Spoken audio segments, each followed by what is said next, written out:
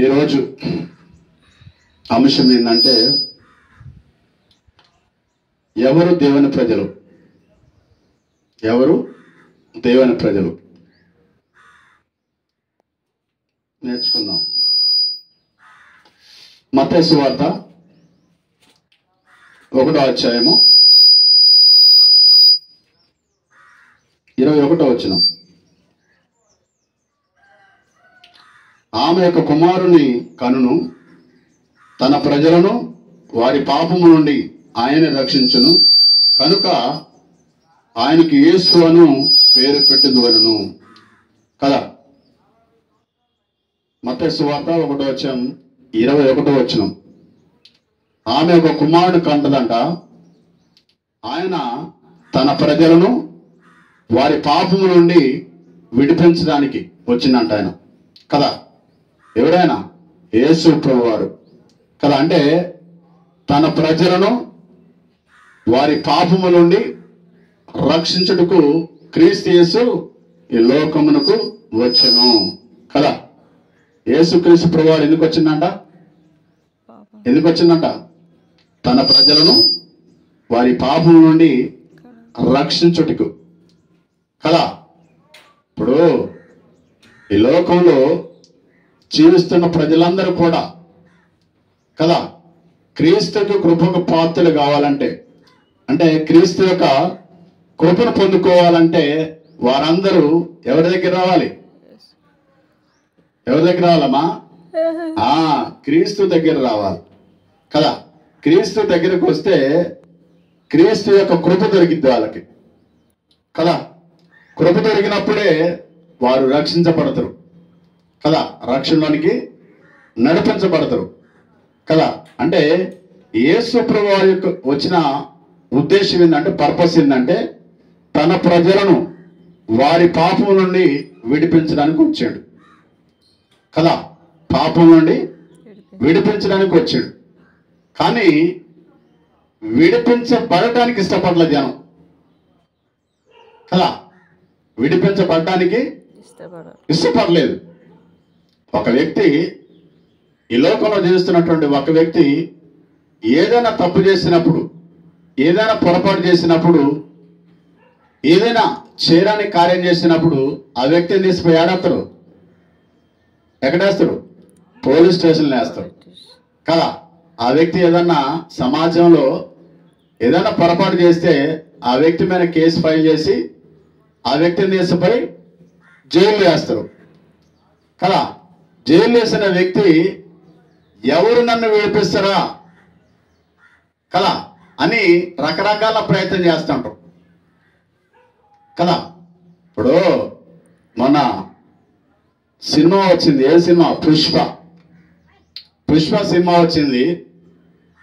Cinema చూడటానికి hero పోయిండు, audience కూడా వెళ్ళారు కదా. అయితే ఈ హీరో వచ్చేసరికల్లా ఈ అభిమానులంతా ఏం చేశారంటే ఆయన చూడాలని ఉత్సాహంతో ఉల్లాసంతో ఒకరినొకరు నెట్టుకుంటూ ఒకరి మీద ఒకరు పడి చివరికి ఒక మహిళ కింద పడిపోతే ఆ కింద పడ్డ మహిళను కూడా చూడకుండా కదా తొక్కేసలాట జరిగింది.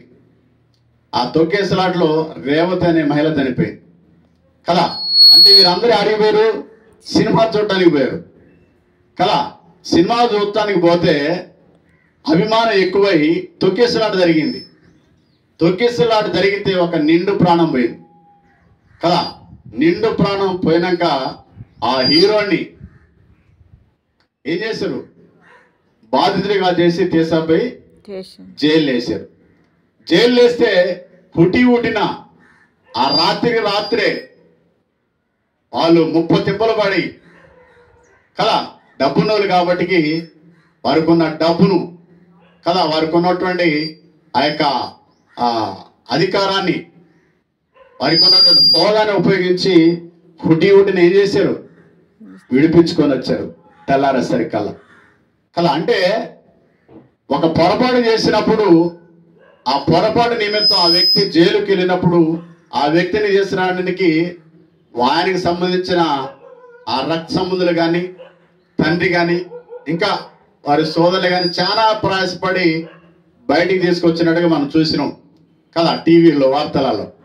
కానీ ఈనాడు యేసుప్రభువు ఏం చెప్తుందంటే మానవుని యొక్క జీవితం పాపంతో ముడిపడి ఉన్నది. దేంతో ముడిపడి ఉన్నది? పాపంతో ముడిపడి ఉన్నది. ఆ పాపంతో ముడిపడి ఉన్నటువంటి జీవితాన్ని విడిపించడానికి వచ్చిన అంటుండే ఆయన కదా. నువ్వు రూపాయి ఖర్చు పెట్టాల్సిన అవసరం లేదు కదా. ఒక్క రూపాయి కూడా ఖర్చు పెట్టాల్సిన అవసరం లేదు. నీవు ప్రయాణం చేయాల్సిన అవసరం లేదు. నువ్వు ఎంతో ప్రయాసపడి కష్టపడి శ్రమపడి ఆ యొక్క విడుదలను పొందాల్సిన అవసరం లేదు కదా. కేవలం ఆయన మాట వింటే చాలు కదా. ఆయన మాట విని ఆయన యొక్క ఏదేదో చెప్తుండే ఆయన మాటలు, ఆ మాటలు నమ్మి విశ్వసించి మారు మనసు పొంది మార్పు చెంది దేవుని వైపు తిరిగి ఏమవుతారు? రక్షించబడతారు కదా. అంటే యేసుప్రభువు వారు వచ్చిన పర్పస్ ఏంటంటే తన ప్రజలను వారి పాపం నుండి విడిపించడానికి ఆయన వచ్చిందంట కదా. కాబట్టి ఆయనకి యేసు అని పేరు కదా. యేసు అని పేరు. యేసు అంటే రక్షకుడు అని అర్థము కదా. అయితే ఇంకో వచనం చూసుకుందాం. తెస్సలోనిక పత్రిక 2వ పత్రిక 2:14.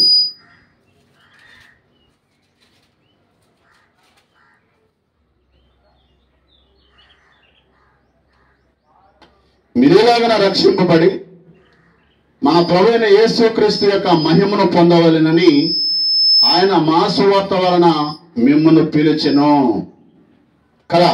ఇప్పుడు ఒక వ్యక్తి రక్షించబడాలంటే కదా ఏం వినాలి? సువార్త వినాలి కదా. ఎవరైతే సువార్త వింటారో ఆ సువార్త ద్వారా రక్షించబడుతుంటారు కదా. ఆ సువార్త ద్వారా దేవునికి దగ్గర అవుతుంటారు కదా. సువార్త ప్రకటించబడుతున్నప్పుడు మనం శ్రద్ధగా వింటే ప్రభు మనతో ఏం మాట్లాడుతుండు, ఆయన ఏం చెప్పాలనుకుంటున్నాడు, ఆయన యొక్క ఉద్దేశం ఏంది, ఆయన యొక్క ఆలోచన ఏంది మనం అని ఒకసారి గమనిస్తే, ఆ మాటలు విని మనం పరిశీలన చేస్తే ప్రభు మాట్లాడుతుంది మనకి స్పష్టంగా అర్థమైందంట కదా. ప్రభు మాట్లాడుతున్నది మనకి స్పష్టంగా అర్థమవుతుంటుంది కదా. ఏం మాట్లాడుతున్నాడు ఆయన? తన ప్రజలను వారి పాపాల నుండి విడిపించడం కోసం కదా తన సేవకుల ద్వారా తన ప్రజలతో మాట్లాడుతున్నాడు ఆయన. అవునే కదా. తన సేవకుల ద్వారా తన ప్రజలతో మాట్లాడుతుంటారు. ఎవరైతే ఆ మాటలు విని విశ్వసిస్తారో వాళ్ళు రక్షణలోనికి నడిపించబడతారని దేవుని వాక్యం మనకి తెలియపరుస్తుంది కదా.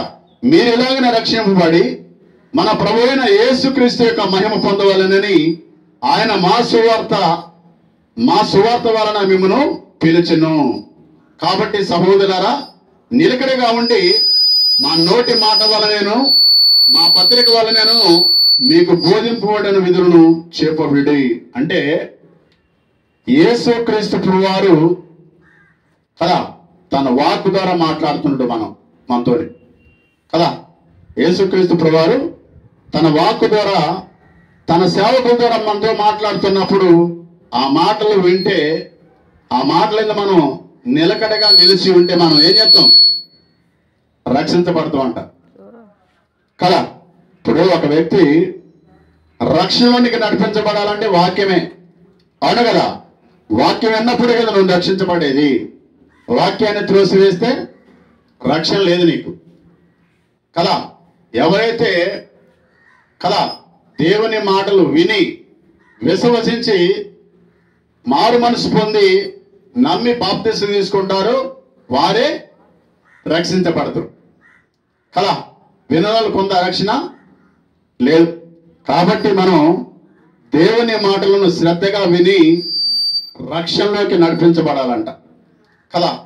రక్షించబడిన పిల్లలే ఆయన పిల్లలు కదా. అంటే భూమి మీద ఉన్న జనులందరూ ఎవరు?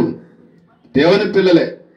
కానీ ఎవరైతే దేవుని అంగీకరిస్తారో వారు నా సొత్తు అంటాడు ఆయన. ఎందుకే? తన యొక్క స్వరక్తం ఇచ్చి కొనడు కాబట్టి నా సొత్తు అంటాడు కదా. ఇప్పుడు ఒక తల్లి గర్భం ధరించి పిల్లలు కన్నప్పుడు ఆ పిల్లల్ని ఏమంటది? నా పిల్లలు అంటది కదా. ఇంకో తల్లి వచ్చి వీరు నా పిల్లలు అంటే ఊరుకుంటారా? ఊరుకోరు. ఎందుకంటే ఆమె నవమాసాలు పోసి, గర్భం ధరించి నవమాసాలు పోసి ఆమె జన్మించింది కాబట్టి, బిడ్డకు జన్మనిచ్చింది కాబట్టి ఏమంటారు? నా బిడ్డ అంటారు. అవునా కదా. వేరొక తల్లి వచ్చి నా బిడ్డ అంటే ఈ తల్లి ఊరుకుంటుందా? అలాగనే ఆయన మాటలు ఎవరైతే వింటారో, దేవుని మాటలు ఎవరైతే విశ్వసించి నమ్మి మారు మనసు పొంది రక్షణ పొందుతారో వారు నా సొత్తు అంటారు కదా. వారే నా పిల్లలు అని చెప్తుంటాడు. దేవుని ప్రజలు అంటాం కదా. దేవుని ప్రజలు అంటే ఎవరు? ఎవరైతే రక్షించబడతారో, ఎవరైతే రక్షణలో నిలిచి ఉన్నారో వారే దేవుని ప్రజలు కదా. రక్షణలోని ప్రజలందరూ దేవుని పిల్లనప్పటికీ వారు దేవునికి దూరంగా ఉన్న పిల్లలు కదా. దేవునికి దూరంగా ఉన్న పిల్లలు ఎవరైతే దేవుని ప్రజలు అంటే తన యొక్క స్వరక్తం ఇచ్చి సంపాదించుకున్న పిల్లలే తన పిల్లలుగా దేవుని వాక్యం ద్వారా మనకి తెలియపరచబడుతుంటుంది. అవునా కదా. ఈ భూమి మన జిల్లందరినీ కూడా దేవుడు సువార్త ద్వారా పిలుస్తుంటాడు కదా. ఎవరైతే ఆ సువార్తను నమ్మి మారు మనసు పొంది మార్పు చెంది రక్షించబడతారో వారిని రక్షణలోకి నడిపించినప్పుడు వారి నా సొత్తు, నా ప్రజలని చెప్పడం జరుగుతుంటది కదా. రక్షణ లేని పిల్లలను నా పిల్లలని చెప్పడానికి కుదరదు కదా. 1 పేతురు 2:9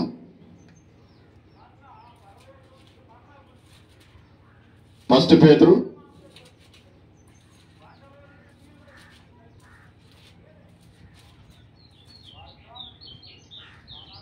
2:9.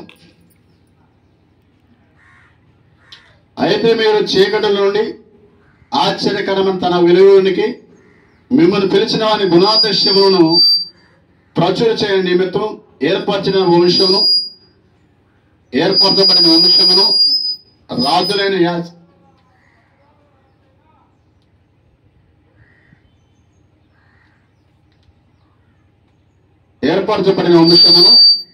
రాజులైన యాజక సమూహమును పరిశుద్ధ జనమును దేవుని సొత్తైన ప్రజలై ఉన్నారు కదా. అంటే మీరు ఎలాగ పిలవడ్రంట?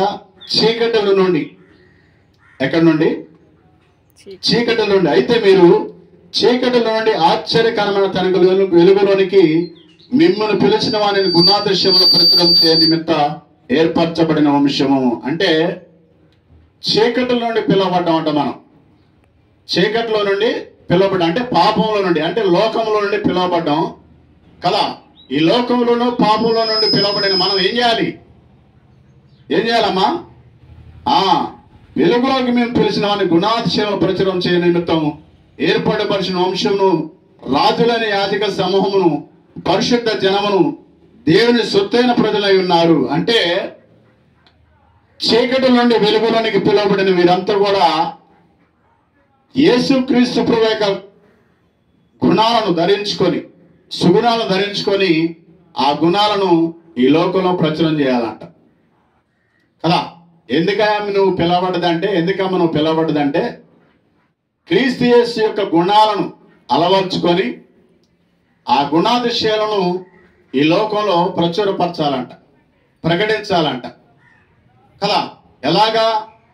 మన యొక్క జీవితం ద్వారా, మన క్రియల ద్వారా కదా, మనం చేస్తున్నటువంటి యాక్టివిటీ ద్వారా ప్రభు యొక్క గుణాలను ఈ లోకంలో ప్రజల ఎదుట మనం కనపరచాలని దేవుడు తన లేఖల ద్వారా మనకి తెలియపరుస్తున్నాడు కదా. కాబట్టి మనం ఎలాగుండాలి? ఈ లోకంలో ఎలాగుండాలమ్మా? క్రీస్తు వలె ఉండాల కదా. ఎలాగుండాలి? క్రీస్తు వలె ఉండాలి. 2 కొరింథీ 11:2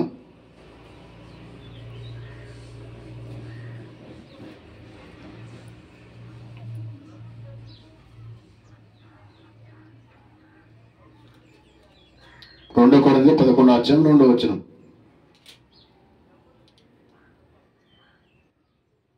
దేవాసక్తితో మీ ఎడల ఆసక్తి కలిగి ఉన్నాను. ఎందుకనగా పవిత్రురాలైన కన్యకనుగా ఒక్కడే పురుషుని కనుగా క్రీస్తుకు సమర్పించవాలని మిమ్మల్ని ప్రదానం చేసినది కానీ కదా. అంటే యేసు క్రీస్తు ప్రభువాన్ని వరుడుగాను సంఘమును వధువుగాను సూచిస్తుంటది పరిశుద్ధ గ్రంథం కదా. ఇప్పుడు ఒక వ్యక్తి వివాహం చేసుకున్నప్పుడు వధువును చూసినప్పుడు వధువు ఎలాగుండాలనుకుంటాడు? అమ్మాయి చక్కగా ఉండాలి, అందంగా ఉండాలి, మంచి గుణవతి అయి ఉండాలి కదా. అన్ని విషయాల్లో మంచిగా ఉండాలని కోరుకుంటాడు కదా. అలాగనే సంఘముగా పిలువబడుతున్న మనము, అంటే వధువుగా పిలువబడుతున్న మనము యేసుక్రీస్తు ప్రభువుని ఎదుర్కోవాలంటే మనం ఎలాగుండాలి? మన యొక్క గుణలక్షణాలు కూడా మంచిగా ఉండాలంట కదా.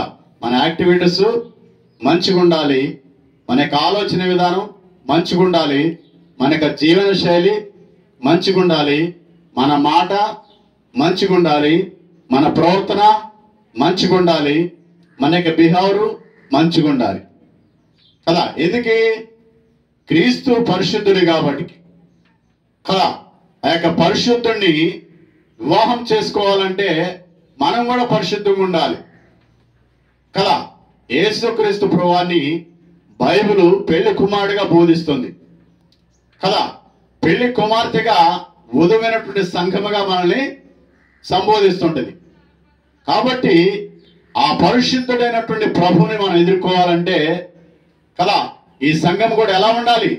పరిశుద్ధంగా ఉండాలి కదా. ఎందుకంటే నేను పరిశుద్ధుని కాబట్టి మీరు కూడా పరిశుద్ధంగా ఉండాలి కదా.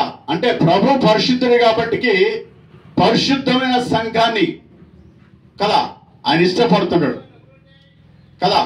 సంఘము పరిశుద్ధమా లేకపోతే ఇష్టపడతాడు? ఆయన ఇష్టపడ్డాడు. ఎందుకంటే ఆయన పరిశుద్ధుడు కాబట్టి మీరు కూడా పరిశుద్ధంగా ఉండని చెప్తాడు. కాబట్టి ఆయన యొక్క గుణ లక్షణాలను మనం అలవర్చుకొని ఈ లోకంలో మనం ప్రభువును చూపించాలంట. ఎవరిని చూపించాలి? ప్రభువును చూపించాలి. అంటే ప్రభువును చూపించడం అంటే ప్రభు కనపడ్డ కానీ మన యొక్క గుణ లక్షణాల ద్వారా, మన జీవితం ద్వారా, మన బ్రతుకు ద్వారా ప్రభుని మనం కనపరచాలని దేవుడు తన లేఖల ద్వారా మనకి తెలియపరుస్తున్నాడు కదా. కాబట్టి ఆ వరుని ఎదుర్కోవాలంటే మనం సిద్ధపాటు కలిగి మనం కూడా సౌందర్యంగా మంచి గుణ లక్షణాలు కలిగి ఉండాలని దేవుడు తన లేఖల ద్వారా మనకి తెలియపరుస్తున్నాడు. ఇంకో వచనం చూసుకుందాం. మత్తయి సువార్త 7వ అధ్యాయం 21వ వచనం. మత్తయి సువార్త 7వ అధ్యాయం 21వ వచనం.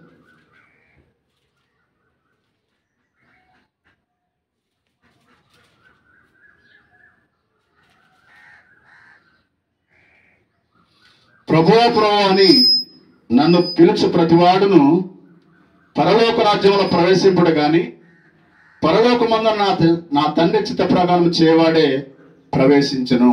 అంటే ప్రభువా ప్రభు అని పిలిస్తే మనం పరలోకం పోవంట.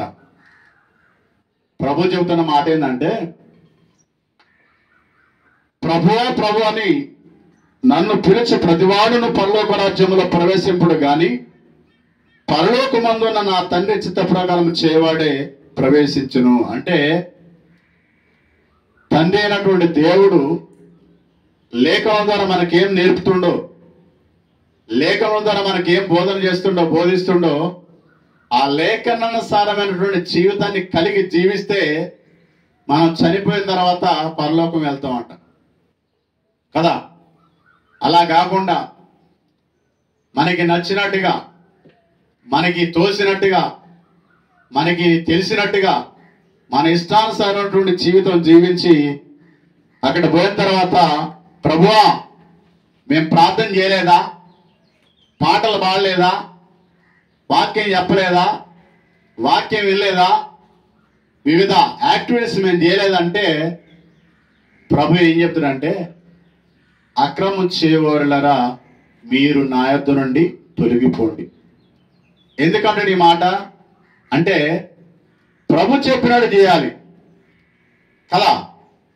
యేసుక్రీస్తు ప్రభువారు ఎలాగైతే జీవించమని చెబుతుండో, ఎలాగ బ్రతకమని చెబుతుండో, ఎలాగ చేయమని చెప్తుండో అలాగ చేస్తే ఆయనకి ఇష్టాన్ని నెరవేర్చిన బిడ్డలంగా ఉంటాం. కాబట్టి మనం పోగానే ఓపెన్ ద డోర్ కదా, మనం పోగానే తలుపు తెరవబడింది. మనం ఆ ప్రవేశంలోనికి అంటే మహిమా ప్రవేశంలోనికి వెళ్ళే అవకాశం ఉంటుంది కదా.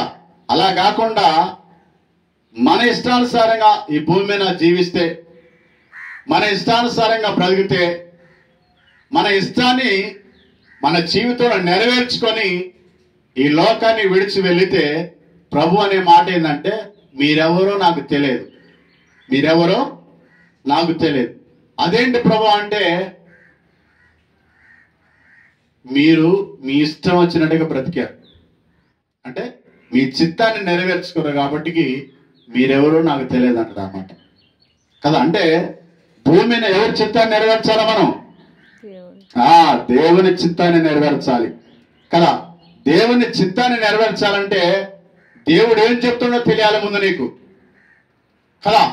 దేవుడు ఏం చెప్తుండో నీకు తెలియాలంటే నువ్వేం చేయాలి? దేవుని మాటలు వినాలి కదా, పరిశుద్ధ గ్రంథాన్ని చదవాలి, లేఖనాలను ధ్యానించాలి కదా. లేఖనాలను ధ్యానించినప్పుడే, పరిశుద్ధ గ్రంథాన్ని పరిశీలన చేసినప్పుడే ప్రభు యొక్క మనస్సు అంటే ఏందో కదా, ప్రభు యొక్క ఆలోచన నీకు అర్థమవుతుంటుంది. అవునా కదా. అలాగా కాకుండా మనం ఇష్టానుసారంగా జీవించి ప్రభువా నేను నీ బిడ్డని అంటే ఆయన ఒప్పుకోడు. మనం ఒప్పుకుంటాం కానీ ఆయన ఒప్పుకోడు. లేదు లేదు నీ ఎవరు నాకు తెలియదు, గెట్ అవుట్ అంటాడు కదా. కాబట్టి మనం ఈ భూమి మీద చాలా జాగ్రత్తగా మనం బ్రతకాలంట కదా.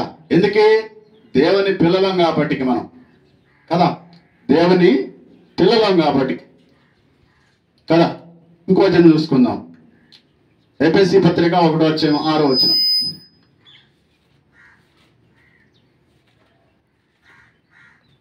ఎఫెసీ పత్రిక 1:6.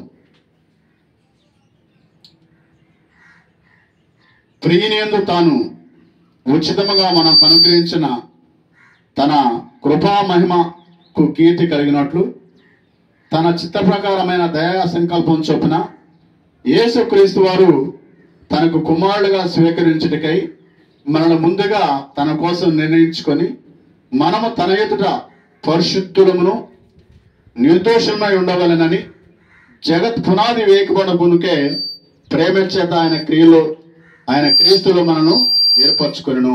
అంటే జగత్ పునాది వేయకబడక ముందే, అంటే ఈ సృష్టించక ముందే దేవుడు తన సంకల్పంలో మనల్ని ఏర్పాటు చేసుకున్నట. అంటే మానవుణ్ణి తయారీకి చేయకముందే, ఈ సృష్టిని దేవుడు సృజించక ముందే మానవుని తన యొక్క దయా సంకల్పం చొప్పున ఏర్పాటు చేసుకున్నట కదా. అంటే ఆయన యొక్క సంకల్పం ఉన్న కాబట్టి మనం భూమి మీదకి వచ్చినాం కదా. ఆయన సంకల్పం ఉన్న కాబట్టి మనం ఈ విధంగా జీవిస్తున్నాం కదా. ఆయన సంకల్పంలో ఉన్నాం కాబట్టి మన సంవత్సరాలన్నీ గడిచిపోతున్నాయి కదా. అంటే ఆయన సంకల్పం లేకపోతే మనము లేము. దేవుని సంకల్పంలో మనం లేకపోతే కదా ఈ భూమి మీద మనకి అవకాశం లేదు. అంటే ఈ భూమి మీద జీవిస్తున్న ప్రతి ఒక్కరు కూడా ఎవరి సంకల్పంలో ఉన్నారు? దేవుని సంకల్పంలో ఉన్నారు కదా. ఆయన సంకల్పంలో ఉన్న మనల్ని దేవుడు తన ఉచితమైన మహాకృప చోత కదా తన వాక్కు ద్వారా మనం పిలుస్తుండు కదా. ఎవరైతే తన యొక్క సువార్తను విని విశ్వసించి నమ్మి మారు మనసు పొంది మార్పు చెంది రక్షించబడతారో, ఎవరైతే రక్షణలో నిలిచి ఉంటారో వారి లోకాన్ని విడిచిపోయినప్పుడు పరలోకంలో అంటే ఆ యొక్క మహిమలోనికి ప్రవేశించే అవకాశం ఉంటుందని దేవుడు తన లేఖల ద్వారా మనకి తెలియపరుస్తున్నాడు కదా. అంటే జగత్ పునాది వేయకబడక ముందే ఈ లోకం సృజించక ముందే, ఈ లోకంలోనికి మనం రాకముందే దేవుడు మనల్ని ఎరిగి ఉన్నాడు కదా. మనం అనుకుంటాంగా తల్లి గర్భం ద్వారా మనం ఈ లోకానికి వచ్చినాయి అని మనం అనుకుంటాం. కానీ దేవుని యొక్క సంకల్పం నుండినే ఈ భూమికి మనం రాగలుగుతాం. ఆయన సంకల్పం లేకపోతే రాలేం. ఆయన ఆలోచన లేకపోతే మనం రాలేం. ఎందుకంటే ఆయన ముందుగానే ఎరిగి ఉన్నాడంట, ముందుగానే అనుకున్నాడంట నీవు నేను మనందరం కావాలని. దేని కొరకు? ఆయన మహిమ నిమిత్తమై, ఆయనకి మహిమచ్చే పిల్లలు కావాలని, ఆయన గణపరిచే పిల్లలు కావాలని, ఆయన గురించి ఈ లోకంలో చెప్పే పిల్లలు కావాలని ఆయన ముందుగానే మనం ఏర్పరచుకున్నాడ కదా. అంటే ఆయన యొక్క దయా సంకల్పంలో ఈ సృష్టి సృజించక ముందే మనల్ని ఎరిగి ఉన్నాడు ఆయన కదా. ఆయన యొక్క ఉద్దేశం ఏంటంటే మనం ఈ లోకంలోకి రావాలి, ఈ లోకంలో ఆయన నామాన్ని గణపరచాలి, ఆయన నామాన్ని అనేకులకి ప్రచురణ చేయాలి, ఆయన యొక్క గుణాతిశయములు మనం అనేకులకి వివరించాలంట కదా. అందునిమిత్తం మనల్ని ఏర్పాటు చేసుకోండి దేవుడు. కానీ మనం ఏం చేస్తున్నాం కదా, మనం ఏం చేస్తున్నాం? మన యొక్క సొంత పనులను చూసుకుంటున్నాం మనం కదా. ప్రతి వ్యక్తి కూడా ఏం చేస్తుండు? సొంత పనులు, బిజీ షెడ్యూల్ కదా. ఎంతవరకు? గొంతులో ప్రాణం ఉన్నంత వరకు. ఎంతవరకు?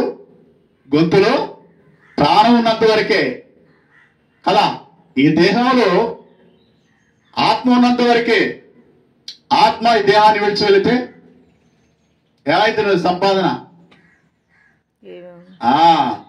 ఎరగక జనం, ఎరగక సత్యాన్ని ఎరగక ఒక వ్యక్తి లోకాన్ని సంపాదించుకొని లోకంలో ఉన్నదంతా కూడా సమకూర్చుకొని చివరికి తన ప్రాణాన్ని పోగొట్టుకుంటే ఆ వ్యక్తికి ఏం లాభం ఉందా? ఏమన్నా లాభం ఉందా? లేదు.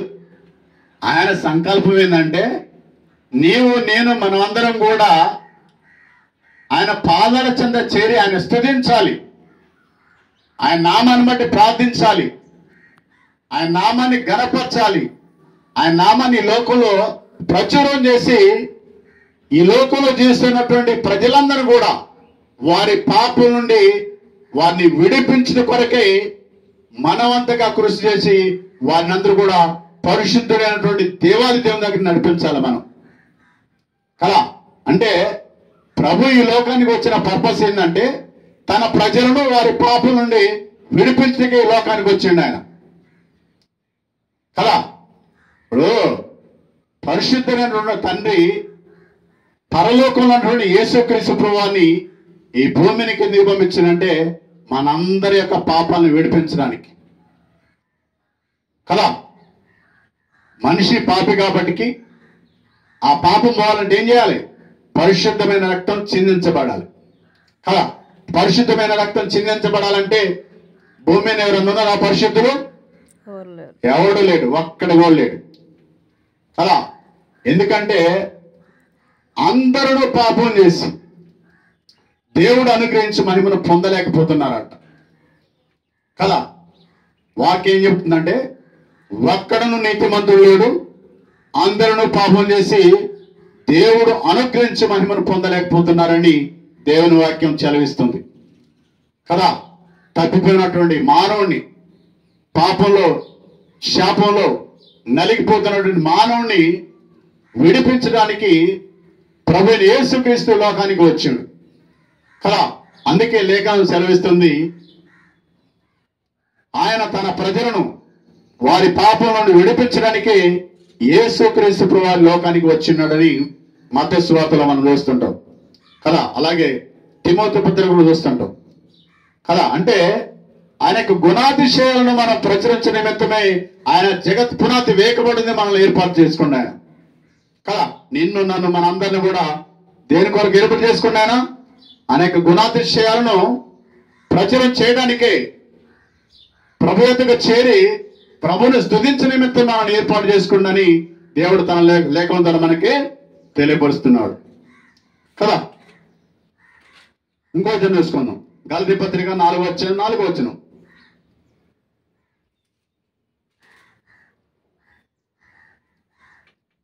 అయితే కాలం పరిపూర్ణమైనప్పుడు దేవుడు తన కుమారుని పంపెను. అంటే లోకమంతా కూడా మానవ చేత నింపబడ్డప్పుడు, లోకం విస్తరించినప్పుడు దేవుడు తన కుమారుని పంపిండంట. అంటే దేవుడు వీరిని రక్షించాలి అని ఆలోచన చేసి రక్షించడానికి ఒక సమయాన్ని నియమించుకున్నట్ట ఆయన కదా. రక్షించడానికి ఒక సమయాన్ని నియమించుకొని ఆ సమయం వచ్చినప్పుడు తన కుమారుని లోకానికి పంపించినట్ట కదా. అయితే కాలం పరిపూర్ణమైనప్పుడు అంటే సంపూర్ణమైనప్పుడు దేవుడు తన కుమారుని పంపెను. ఆయన స్త్రీ యందు పుట్టిన మనము దత్తపుత్రము కావాలని ధర్మశాస్త్రముకు లోబడిన వారిని విమోచించడికై ధర్మశాస్త్రముకు లోబడిన వాడాయను. అంటే ఇశ్రాయేల్ కాలంలో, మోషే కాలంలో ధర్మశాస్త్రం ఉంది. ఆ ధర్మశాస్త్రం ఏదైతే చెప్పినట్టుగా తూచ తప్పకుండా ధర్మశాస్త్రాన్ని నిర్వర్తించడానికి అంటే నెరవేర్చడానికి యేసుక్రీస్తు ప్రభువు లోకానికి వచ్చిండని కదా లేఖనం ద్వారా మనకి తెలియపరచబడుతుంది కదా. అంటే కాలం సంపూర్ణమైనప్పుడు, పరిపూర్ణమైనప్పుడు తండ్రి అయిన దేవుడు తన కుమారుని నుండి యేసుక్రీస్తు ప్రభువుని లోకానికి పంపించి తన ప్రజలను వారి పాపం నుండి విడిపించడానికి ప్రభువును పంపించినట్టుగా మనం లేఖనం ద్వారా మనం చూస్తున్నాం కదా. కాబట్టి ఏం చేయాలి? సమయం సమీపించింది కనుక కదా మనం ఏం చేయాలి? మారు మనసు పొందాలి, మార్పు చెందాలి కదా. మన యొక్క పాత రోత జీవితాన్ని విడిచిపెట్టి ప్రభు వైపు తిరిగి కదా దేవుని యొక్క వాక్యాన్ని విని విశ్వసించి నమ్మి మారు మనసు పొంది రక్షణ పొందాలని దేవుడు తన లేఖల ద్వారా మనకి తెలియపరుస్తున్నాడు కదా. అందుకేనాడ తన కుమారుని ఈ లోకానికి పంపించిండు కదా. యేసుక్రీస్తు ప్రభువారు ఏం చేసిండు? శిలువలో బంధించబడి కదా ఒకటి తక్కువ 40 దెబ్బలు అంటే 39 కొరడా దెబ్బలు తిని కదా, కాళ్ళకు మేకులు కొట్టించుకొని, చేతులకు మేకులు కొట్టించుకొని, పక్కలో పల్లెం చేత పొడిపించుకొని, తలకి ముళ్ళ కీయడం వేపించుకొని కదా కలవరి శిలువలో తన పరిశుద్ధమైన రక్తాన్ని చిందించి కదా ఆ శిలువ మరణం చేత మనకి రక్షణ అనుగ్రహించాడు కదా. ఆయన రక్తం చిందించకపోతే, ఆయన మరణించకపోతే, మరణించి తిరిగి లేకపోతే మనకి ఈనాడు పునరుత్థానం లేదు. ఉందా? లేదు. కాబట్టి మనం ఈ ఉదయకాల సమయంలో ప్రభు మనతో మాట్లాడుతుండగా వాక్యాన్ని ఒకసారి ఆలోచించాల్సిందిగా ప్రభు పేరిట మీ అందరికీ తెలియజేస్తున్నాను. ఇంకో వచనం చూసుకుందాం. యోహాను సువార్త 1వ అధ్యాయము 13వ వచనం. యోహాను సువార్త 1వ అధ్యాయము 13వ వచనం.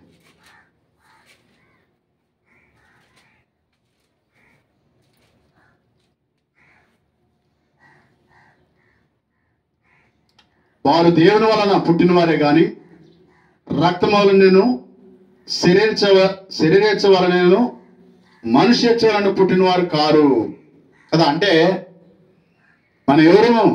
దేవుని పిల్లలము. మన ఎవరము? దేవుని పిల్లలము కదా. మనం ఎలాగ పుట్టినాం అంటే దేవుని ద్వారా. ఎలాగ పుట్టినాం మనం? దేవుని ద్వారా పుట్టినాం మనం కదా. శరీరేచ్ఛ వలనను అంటే శరీర కోరిక వలనను, మనుష్యేచ్ఛ వలన మనిషి యొక్క ఇష్ట ప్రకారం కానీ రక్తం వలన పుట్టలేదంట మనం కదా. మనం ఎలాగ పుట్టినవంట?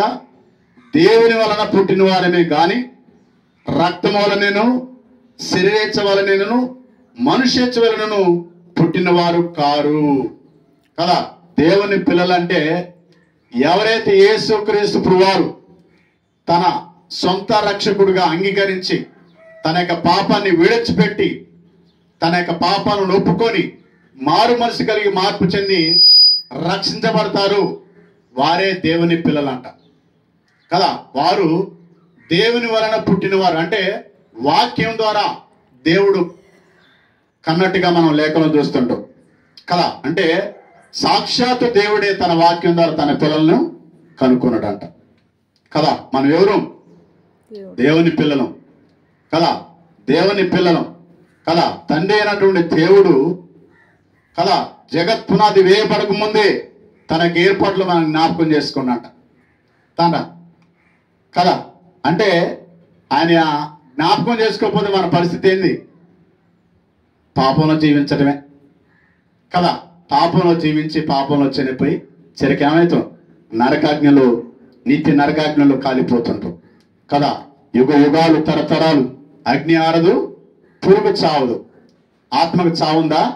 లేదు, శరీరానికే చావు కదా. ఎందుకంటే దేవుడు ఆత్మ కనుక, దేవుడు ఇచ్చిన ఆత్మ దేవుని దగ్గరికి చేరాలంటే భూమి మీద మనం బ్రతికుండగానే ఏం చేయాలి? దేవుని ఎరిగి ఉండాలి కదా. దేవుని ఎరిగుండి దేవుని చిత్త ప్రకారం మనం జీవిస్తే మనం ఈ లోకాన్ని విడిచినప్పుడు కదా దేవుని యొక్క మహిమలోనికి మనం ప్రవేశించే అవకాశం ఉంటుంది కదా.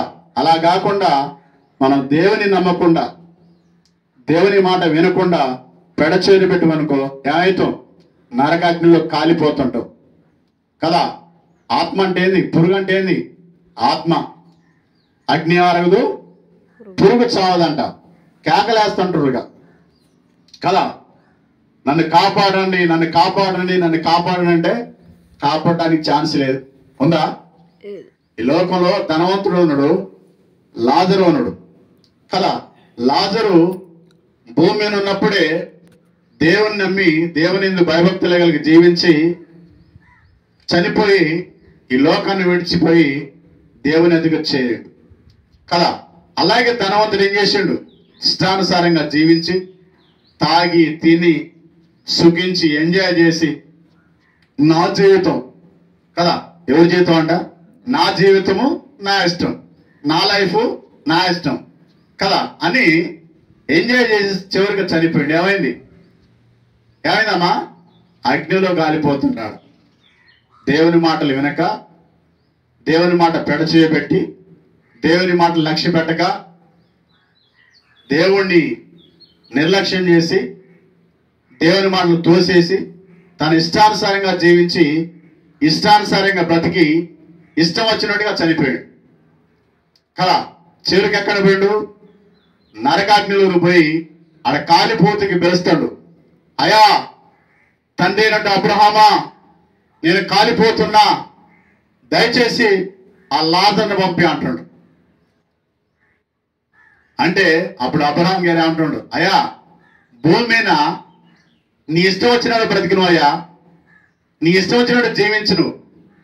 దేవుని సేవకులు దైవజనులు ఎంతగా ప్రకటించినప్పటికీ, నీకు వినపడుతున్నప్పటికీ దేవుని మాటలో పెడచేరం పెట్టి నిరాశ నిస్పృహ నిట్టూరుతో నీ జీవితాన్ని గడిపి చివరికి చనిపోయి ఇక్కడికి వచ్చి కేకలేస్తున్నావయ్యా, మేం చేయలేం. ఇక్కడ మేం చేయలేం. ఏం చేసినా ఏం చేయాలి? భూమి మీదనే చేయాలి, అంటే భూమి మీదే జరగాలి. నీవు బ్రతికుండగానే దేవుని తెలుసుకొని ఉంటే, బ్రతికుండగానే దేవుని ఎరిగి ఉంటే, బ్రతికుండగానే దేవుని చిత్తాన్ని నీ జీవితాన్ని నెరవేర్చి ఉంటే ఈ రోజున ఈ గతి నీకు పట్టకపోయేదని చెప్పేసి అబ్రహాం ఎవరితో అంటాడు? ధనవంతుడితో అంటాడు కదా. ధనవంతుడితో అన్నప్పుడు ధనవంతుడు ప్రాధేయపడుతున్నాయా, సరే నాకు తెలుసో తెలియకో నా ఇష్టాన్ని నా చిత్తాన్ని నెరవేర్చుకొని నేను ఇక్కడ కాలిపోతున్నా, కానీ నాకు 5 సహోదరులు. ఎంతమంది అనంట? 5 సహోదరులు. వారి కొనకైనా మోషని లేకపోతే లాజర్ని పంపించి వారికి దేవుని వాక్యాన్ని అందిస్తే వాళ్ళు రక్షించబడతారని చెబుతాడు కదా. చెప్తున్నప్పుడు అబ్రహాం అంటాడు, ఏమంటాడు? భూమి మీద సేవకులు ఉన్నారు, దైవజనులు ఉన్నారు, వారి మాట వింటే రక్షించబడతారు కదా. ఎవరైతే వారి మాటలు వింటారో, అంటే దేవుని మాటలు వింటారో వారు రక్షించబడతారు. ఎవరైతే వినరో వారు నరకాగ్నిలోనికి త్రోసివేయబడతారు కానీ ఇక్కడోళ్ళు అక్కడికి, అక్కడోళ్ళు ఇక్కడికి రావటానికి అవకాశం లేదు అని అన్నప్పుడు చాలా వేదనతో, దుఃఖంతో, బాధతో చాలా మనోవేదన చెందుడు, కాలిపోతుండు కదా. ఆత్మకి శరీరం వస్తుంది, కాలిపోతుంది, రాలిపోతుంది. ఆత్మకి శరీరం వస్తుంది, కాలిపోతుంది, రాలిపోతుంది. కేకలు వేస్తుండు, అయ్యో నాకు దాహం వేస్తుందని రోదన చేస్తుండు. అయ్యో ఈ మంటకి తట్టుకోలేకపోతున్నా, నా నాలుక మీద నీటి పొట్టే అని చెప్పేసి బ్రతిమాలుతుండు కదా, ప్రాధేయపడుతుండు, ఎంతగానో గోసపడుతుండు. అయినా సరే అబ్రహాం అంటాడు, అయ్యా చేయటానికి అవకాశం లేదు. ఏదైనా సరే నువ్వు బ్రతికుండగానే, భూమి నుండగానే, ఈ లోకాన్ని విడకముందే నువ్వు ప్రభుని ఎరగాలని చెప్పేసి అబ్రహాం చెప్పినప్పుడు కన్నీరు మున్నీరే రోధిస్తున్నాడు కదా. కాబట్టి దేవుడు మనతో మాట్లాడుతున్నప్పుడే కదా, దేవుడు మనల్ని దర్శించినప్పుడే మనం ఏం చేయాలి? దేవుని వైపు తిరగాలంట. ఏం చేయాలి? మనం దేవుని వైపు తిరిగితే మనం రక్షించబడుతున్న దేవుడు మనకి తన లేఖల ద్వారా మనకి తెలియపరుస్తున్నాడు కదా. ఇంకో వచనం చూసుకుందాం. 1 కొరింథీ 4:16.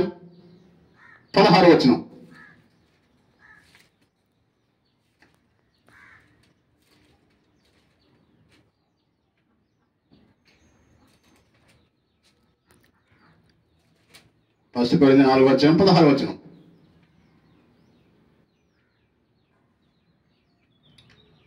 క్రీస్తునందు మీకు ఉపదేశకులు 10,000 మంది యులను, తండ్రులు అనేకులు లేరు. క్రీస్తు యేసునందు సువార్త ద్వారా నేను మిమ్మల్ని కంటిని, కనుక మీరు నన్ను పోలి నడుచుకుని వారై ఉండవలెనని మిమ్మల్ని బతిమాలుకొనుచున్నానని చెప్తాడు కదా. ఎవరు? అపోస్తలుడైన పౌలు గారు కొరింథీ సంఘానికి చెప్తున్న మాట ఏంటంటే, నేను సువార్త ద్వారా మిమ్మల్ని కంటిని. ఎలా కంటాం అంటే మనం ఎలా కంటా ఉంటాం? పిల్లల్ని ఎలా కంటాం మనం? ఆత్మీయ పిల్లల్ని సువార్త ద్వారా కదా. నేను సువార్త ద్వారా మిమ్మల్ని కంటిని, కాబట్టి మీరు నా పిల్లలు, మీరు నన్ను పోలి నడుచుకోండి కదా. నేను క్రీస్తు ఎదుట ఎలాగైతే నేను నడుచుకుంటున్నానో క్రీస్తుని పోలి, మీరు కూడా నన్ను పోలి నడుచుకోండి అని అపోస్తలుడైన పౌలు గారు కొరింథీ సంఘానికి చెప్తాడు కదా. అంటే ఉపదేశకులు ఎంతమంది అయినా ఉండవచ్చు కదా. నీవు ఎన్ని రకాల వాక్యమైనా వినవచ్చు. ఇలా యూట్యూబ్ ఓపెన్ చేస్తే అనేక మంది సువార్థికులు, బోధకులు, కాపర్లు, ఉపదేశకులు ప్రకటిస్తూ ఉంటారు కదా. నీకు బోధకులు, ఉపదేశకులు, కాపర్లు ఎంతమంది అయినా ఉండొచ్చు, కానీ కదా నిన్ను ఒక్కడే కంటాడంట కదా. అంటే నీకు సువార్త ఎవరి ద్వారా అయితే అందించబడుతుందో, ఎవరి ద్వారా అయితే నువ్వు మారు మనసు పొందుతావో, ఎవరి ద్వారా అయితే నీ మార్పు చెందుతావో అతడే నీకు ఆత్మీయుడు అని చెప్తుంది వాక్యం కదా. అతడే నీకు ఆత్మీయ తండ్రి అని చెప్తుంది కదా. అలాగనే అపోస్తలుడైన పౌలు గారు సంఘానికి చెప్తున్న మాట ఏంటంటే, కొరింథీ సంఘానికి, నేను క్రీస్తుని పోలి నడుచు ప్రకారం మీరు నన్ను పోలి నడుచుకోండి కదా. ఎందుకంటే క్రీస్తు కనపడ్డు, మీకు కనపడతాడా? కనపడ్డు. నేను కనపడతా మీకు కదా. క్రీస్తుని మీరు చూడలేదు, క్రీస్తు మీకు కనపడ్డు. క్రీస్తు యొక్క గుణలక్షణాలు మీకు తెలియదు కాబట్టి నేను మీకు కనపడుతున్నా కాబట్టి నేను ఎలాగ నడుచుకుంటున్నావు మీరు కూడా అలాగా నన్ను పోలి నడుచుకోండి అని కొరింథీ సంఘానికి అపోస్తలుడైన పౌలు గారు చెప్తుండు కదా. మనం ఎవరిని పోలి నడుచుకోవాలంట? ఎవరిని పోలి నడుచుకోవాలి? క్రీస్తుని పోలి నడుచుకోవాలి కదా. కాబట్టి క్రీస్తు యొక్క గుణలక్షణాలు అలవర్చుకొని కదా నడుచుకోవాలని అపోస్తలుడైన పౌలు గారు చెప్తాడు కదా. ఎవరి పిల్లలం మనం? దేవుని పిల్లలం. ఎవరి పిల్లలు మనం? దేవుని పిల్లలం, దేవుని ప్రజలం కదా. అపోస్తలుల కార్యం 28 వచనం.